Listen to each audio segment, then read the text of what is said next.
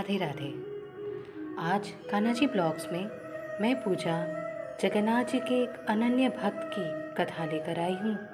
आशा करती हूँ आपको यह कथा बहुत ही अच्छी लगेगी। जगन्नाथ जी के भक्त परमेष्ठी दर्जी की कथा है यह। दिल्ली में लगभग 400 साल पहले काले रंग का परमेष्ठी नाम का कुबड़ा दर्जी रहता था। इसकी पत्नी का नाम विमला था। वह भी संस्कारी और ईश्वर को मानने वाली थी।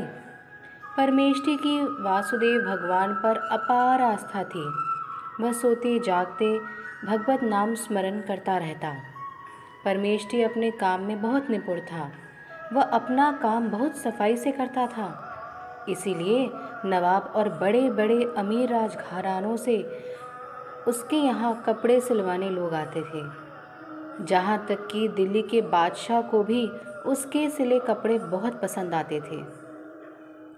एक बार बादशाह ने सिंहासन के नीचे पैर रखने के लिए 2 बढ़िया गलीचे बिछाए, लेकिन बादशाह के मन को वे गलीचे नहीं जचे। इसलिए उसने 2 तकिए बनवाने का निश्चय किया।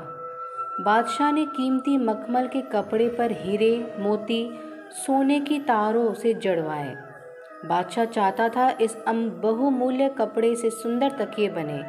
इसलिए उसने परमेष्ठी को बुलाकर कहा कि यह बहुत कीमती कपड़ा है, इससे तुम बड़े ध्यान से मेरे लिए 2 बढ़िया तकिए बना कर दो।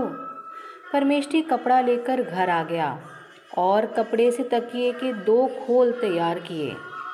परमेष्ठी ने उसके बहुत ही सुंदर खोल को बनाया, लेकिन जब वह यह तकिया बना रहा था और जब वह उसके अंदर सुगंधित रुई भर रहा था, तो तकिए को देखकर परमेष्ठी के मन में यह भाव जाग गए कि इतनी सुंदर तकिए का अधिकारी राजा नहीं, बल्कि इसके अधिकारी तो भगवान जगन्नाथ ही होने चाहिए।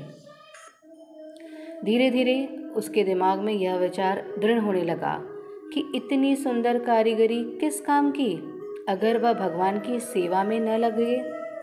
लेकिन यह तकिए तो बादशाह के हैं। उसके मन के असमंजस ने ऐसा रूप लिया कि परमेष्ठी को ध्यान ही नहीं रहा कि वह कहाँ है और क्या कर रहा है। वह जगन्नाथ रथ यात्रा महोत्सव में पहुंच गया था। उन दिनों जगन्नाथ रथ यात्रा महोत्सव शुरू हो गई थी। परमेष्ठी एक बार भगवान जगन्नाथ की रथ यात्रा का महोत्सव देख चुका था।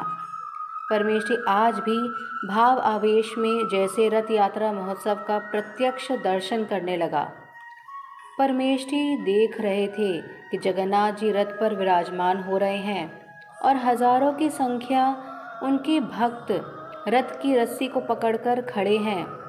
चारों ओर जगन्नाथ जी के जयकारे गूंज रहे हैं। जगन्नाथ जी के भक्त कीर्तन कर रहे हैं और भावावेश में नृत्य कर रहे हैं। परमेष्ठी भावावेश में देखता है कि जगन्नाथ जी के नीचे बिछाया गया वस्त्र फट गया है। उसी समय एक पुजारी दूसरा वस्त्र लेने मंदिर की ओर दौड़े, लेकिन परमेष्ठी ने शीघ्रता से 2 तकियों में से एक तकिया जगन्नाथ जी को अर्पण कर दिया।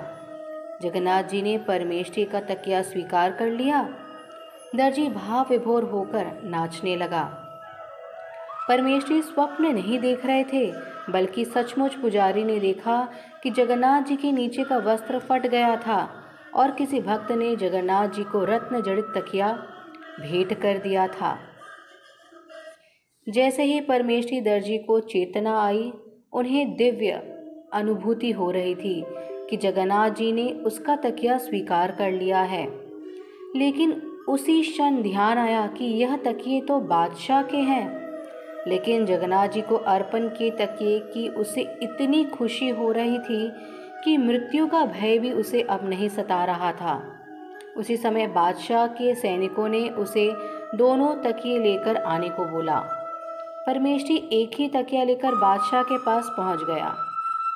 उसके सिले हुए तकिए को देखकर बादशाह बहुत खुश हुए और उसने दूसरे तकिए के बारे में पूछा कि दूसरा तकिया कहाँ है। परमेष्ठी ने बिना किसी भय के बोल दिया कि वह जगन्नाथ जी ने स्वीकार कर लिया है। बादशाह को पहले लगा कि परमेष्ठी परिहास कर रहा है, क्योंकि जगन्नाथ जी तो यहाँ से बहुत दूर हैं। इतनी जल्दी यह तकिया वहाँ कैसे स्वीकार हो सकता है। परंतु जब उसने बार बार एक ही जवाब दिया तो बादशाह ने क्रोधित होकर उसे कारागृह में डाल दिया।